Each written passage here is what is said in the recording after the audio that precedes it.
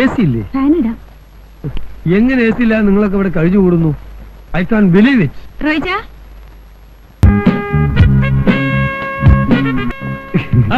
ഉസ്മാൻ, താനും എത്തിയോ?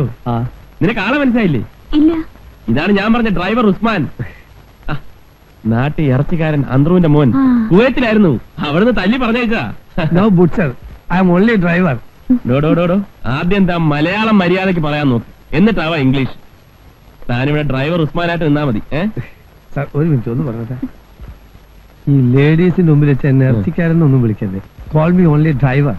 അത് ന്യായം. വാ, വണ്ടി കാണിച്ചുതരാം.